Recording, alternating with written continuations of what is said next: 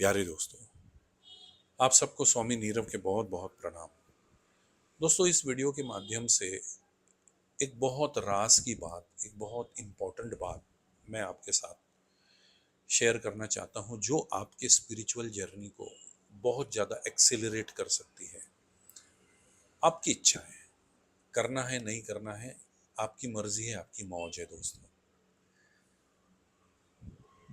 बात यह है दोस्तों कि मेरी ज़िंदगी में मैंने जो भी स्पिरिचुअल जर्नीस की है वो ओशो के माध्यम से ही की है। ओशो ने जैसा बताया, एक शिष्य बनने की हमेशा मेरी कोशिश रही है।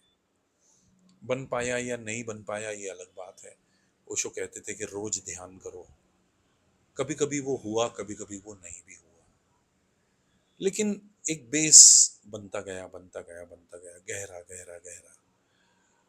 और एक वक्त आ गया जब रूमी ने कहा है, walk and the way appears.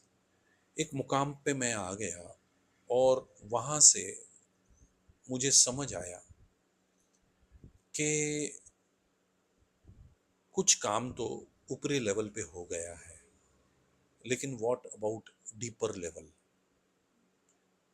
What about the anger? What about the fear? What about the unworthiness? ये अपराध भाव, ये भय, ये क्रोध, और भी बहुत सारी, ये जेलसीज, एंजाइटी, एंग्विश, इनका क्या करना है? क्योंकि बहुत सारे लोगों को ऐसा ही लगता है कि रोज अगर सुबह हम 6 से 7 एक सक्रिय ध्यान कर लिया तो काम निपट गया। ऐसा नहीं है दोस्तों।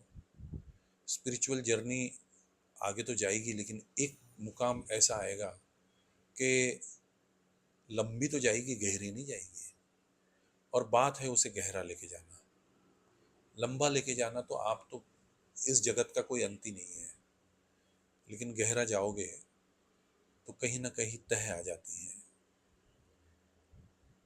तो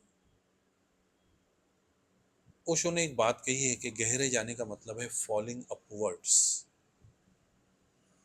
आप गहरे ही नहीं जाते हो, ऊपर भी जाते हो। दोनों डायरेक्शन में आपका ट्रैवल होता है। As above so below, as below so above. बात समझ में आ गई। फिर समझ में आया कि मैं क्यों, ये जो मेरे जो इमोशंस है, जो मैंने बात की, ये क्यों आ रहे हैं। फिर मुझे एक पर्सपेक्टिव मिला काम करने का।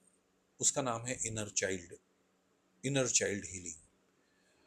बहुत अट्रैक्शन था इस बात से कि इनर चाइल्ड, इनर चाइल्ड। क्योंकि मैं जब अपने बचपन को देखता हूँ तो मैं कह सकता हूँ दोस्तों कि इसमें किसी की गलती नहीं है, लेकिन I was not a happy child. और इसके लिए मेरे अंदर जो इमोशंस है, मेरे अंदर जो कुछ पैटर्न्स ऐसे डेवलप हो गए हैं जो मुझे बार बार बार बार उसी लूप में रिवॉल्व होने के लिए मजबूर कर देते हैं। Then I start working on myself. कुछ प्रवचन गीता दर्शन से मैंने सुने, जो भगवान कृष्ण ने जो अर्जुन से बात की है, स्वाध्याय यानी स्वयं का अध्ययन, उस पर बात किया। महावीर, भगवान महावीर ने भी बात की है, भगवान बुद्ध ने भी बात की है। तो बात समझ में आई and then I started digging deep inside. Inner child healing का सहारा लिया। और मुझे ऐसा लगता है दोस्तों कि सारी जो थेरेपीज है इस दुनिया की, वो रिवॉल्व करती है आपके चाइल्डहुड के पास। ऐसी कोई थेरेपी नहीं है, चाहे उसे साइको ड्रामा कहिए, चाहे उसे इंटरनल फैमिली सिस्टम कहिए, चाहे उसे स्कीमा थेरेपी कहिए, एक्ट थेरेपी कहिए, या कोई भी, वॉटेवर, आना पड़ता है आपके बचपन में ही, इनर चाइल्ड में ही आना पड़ता है सबको, वहीं से। क्योंकि वहीं पे ये पैटर्न्स फॉर्म हुए हैं। तो धीरे धीरे धीरे धीरे समझ में आया कि काम तो बहुत है, बहुत ह्यूज काम है। अभी तो जर्नी थोड़ी सी भी, अभी तो एक कदम भी ढंग से उठा नहीं है। अभी तो सिर्फ साफ सफाई हुई है ना। अभी तो उसमें लोहा डलना है, बिल्डिंग बननी है, ईंटें लगनी है, इंटीरियर डिजाइनिंग होनी है, एस्थेटिक्स होने हैं। तो बड़ा मज़ेदार वो फेज़ रहा है लाइफ में।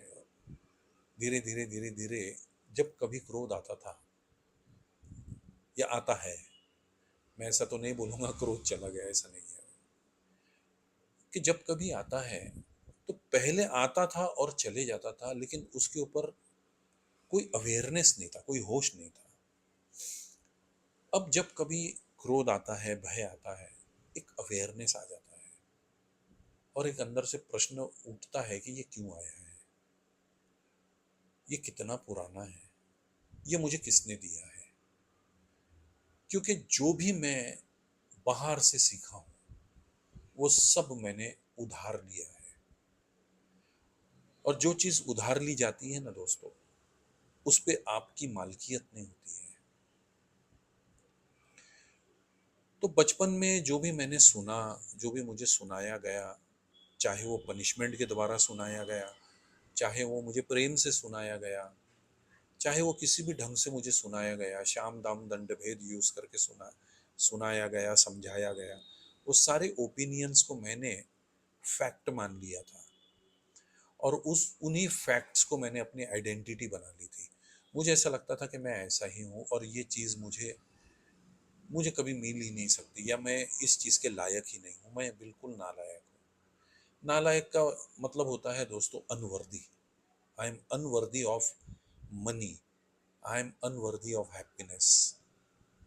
बहुत सारी चीज़ें समझ आई दोस्तों, और धीरे धीरे धीरे धीरे काम करने के बाद एक जागरूक, उसको कहते हैं ना कि जागरूकता आ गई। एक शब्द का इस्तेमाल करते हैं, जागरूकता। बहुत सारे ऐसे स्वभाव है जो अपने आप ही गिर गए।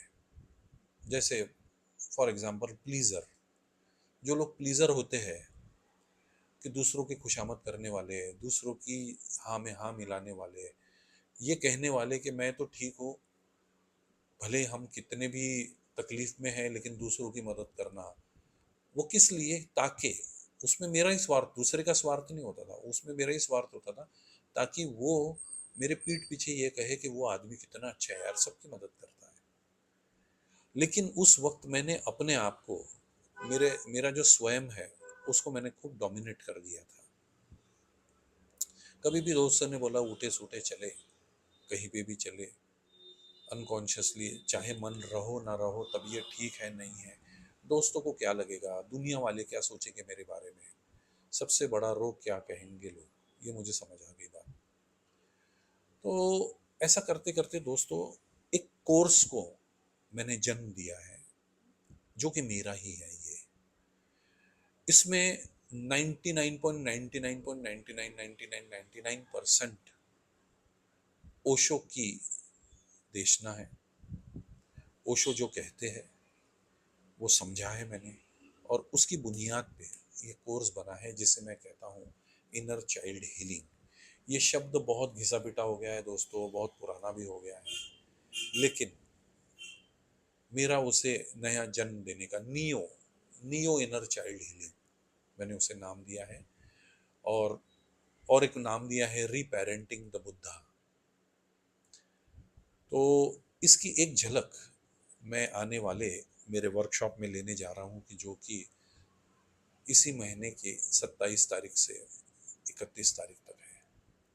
अगर आपकी भी इच्छा है दोस्तों अपने आप को जानने की, अपनी स्पिरिचुअल जर्नी एक्सेलरेट करने की, आपका बहुत बहुत स्वागत है। इस वीडियो के नीचे मैं डिस्क्रिप्शन में सारी डिटेल डाल दूंगा। बहुत बहुत शुक्रिया दोस्तों। Thanks for patiently listening to me. Thank you.